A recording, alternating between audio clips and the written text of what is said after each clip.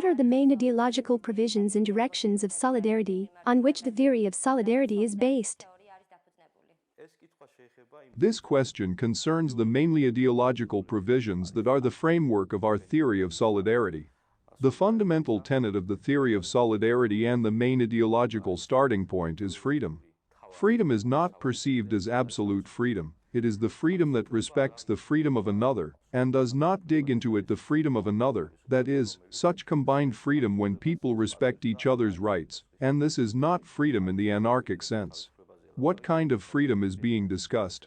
First of all, since our doctrine is generally philosophical and one of its currents and directions is the program of this union, it is a political and economic direction, economic freedom. The main postulate is human rights and freedoms, but what we are talking about is the difference that is the superstructure of basic human rights and freedoms.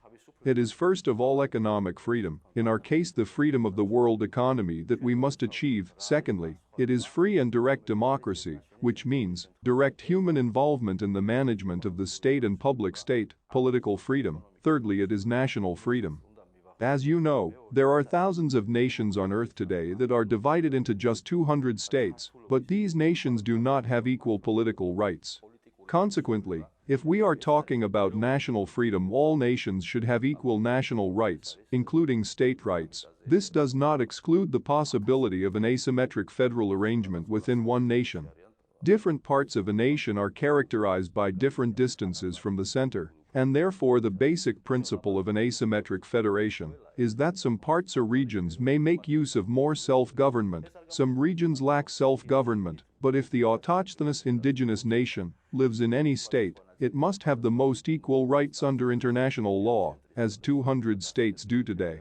It may seem utopian to talk about this today, but just as individuals are free and equal before the law, so nations must be equally equal before international law. This is what we mean when we talk about national freedom, although this issue is preceded by economic and political freedom. What is economic freedom? The current economic processes in the objectively developed world are primarily the basis of the modern market economy, the capitalist formation. But today we see that the process of globalization is indeed inconvertible, objective, and nothing can stop it, but for some reason, this process cannot end. Why? Because the world market is not free. If the world market is not liberated, then globalization will not end.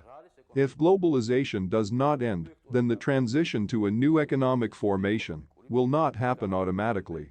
Consequently, the main function of our organization is to achieve freedom of world economic markets, free trade, and so on. We do not need to invent new bicycles. Here it is a common global tendency that is hindered by the current world political system. The current world political system is backward in time because it fails to provide economic freedom globally. Some markets are artificially closed, some markets are self-regulated internally because it doesn't have access to closed markets, and therefore economic globalization cannot end. I will try to talk briefly, and of course, I will elaborate on this in later interviews, but here I want to include what direct democracy means. Democracy is the democracy of the future. The existing democratic system as well as the existing market economy has exhausted itself. It is trying to globalize, but globalization cannot go to the end because the existing political system hinders. What is the current political system? This is a representative democracy. What does representative democracy mean? In today's electronic, technical, communication systems, it is not unavoidable that the elected representatives must govern our lives in countries. We can make direct voting regimes in all countries and give people an electronic vote on any issue they take as necessary. If a person does not vote, it is considered automatically that he or she is not interested in this issue. As in modern elections according to the law, if 30% of the voters and even less went to the election, it is still considered to be held, so will it be there. It is possible that some layer of the population will not take part in the voting in this global electronic parliament, but once he or she sees that the issue has been resolved without him or her, he or she will then take an interest in himself herself and take part, get more education in this matter and so on. As for the party political system, the people on whose advice the people should decide what to vote for and what not to vote for should be represented as political clubs instead of political parties that exist on the basis of competition and are funded by society. Will fund not to come to power, but to give recommendations on what people should support and what not. In today's electronic, technical, communication systems, it is not unavoidable that the elected representatives must govern our lives in countries. We can make direct voting regimes in all countries and give people an electronic vote on any issue they take as necessary. If a person does not vote, it is considered automatically that he or she is not interested in this issue. As in modern elections according to the law, if 30% of the voters and even less went to the election, it is still considered to be held, so will it be there. It is possible that some layer of the population will not take part in the voting in this global electronic parliament, but once he or she sees that the issue has been resolved without him or her, he or she will then take an interest in himself or herself and take part, get more education in this matter and so on. As for the party political system, the people on whose advice the people should decide what to vote for and what not to vote for should be represented as political clubs instead of political parties that exist on the basis of competition and are funded by society. Will fund not to come to power, but to give recommendations on what people should support and what not. To make an informed choice by the population, there must be political clubs in the public space with a public advisory function, which will compete with each other for funding over and over again through public donations, so that they will not actually be in power. That is, direct democracy means the transition from representative democracy to direct democracy, the direct rule of the people, that is, the people must govern their state themselves, directly by direct electronic voting. This is political freedom and the future stage of democracy, in other words, the stage of the third millennium, of how the existing democracy should develop in the future.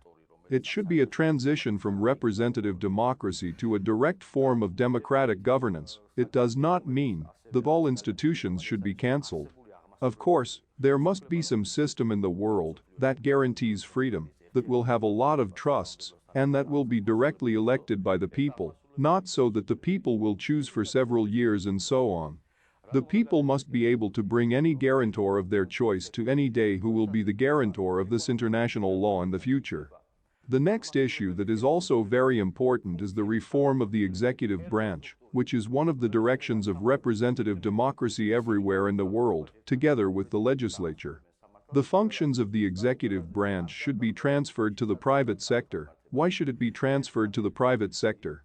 Because in the private competitive sector, when private executive bodies are created together with economic firms, which will be law firms, they compete with each other to enforce the law most accurately, best, and most appropriate in relation to the law.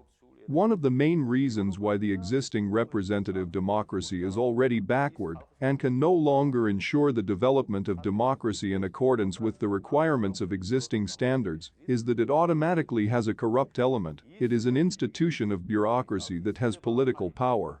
Bureaucracy benefits from representative rights from the people, and through the abuse of power becomes corrupt, seizes economic financial capital, becomes a new layer, economic layer class of non-economic origin, politically accumulates economic capital, politically earns capital, and this capital is then legalized. World bureaucracy today is generally the most hindering for a free market economy. The world bureaucracy is a neo-feudal formation born of socialism, also comes from a regulated market. Market regulation is needed at certain times, but in general, for a free economy, market regulation, a regulated market, and international bureaucracy are very damaging. This directly hinders the end of globalization and the origin of new economic formations. What is this new economic formation and what benefits does it bring to the people? What is most connected to the crisis in the world today is not a health crisis, it is not a natural cataclysm, it is not a war. The most main crisis in the world today is related to the economy. The economic crisis is everywhere, including in the United States. Nobody knows when the world economy will explode. The only way to solve the economic crisis is to liberate the economy itself. The liberation of the economy will end globalization, and the end of globalization will create a centralized economy that is partially and imperfectly what it is today. World corporations that manage various economic processes, with their globalization, will create a new center. This will be the beginning of a new formation. We can talk more specifically in the next interviews about how moving to a new formation happens and how to sort it all out.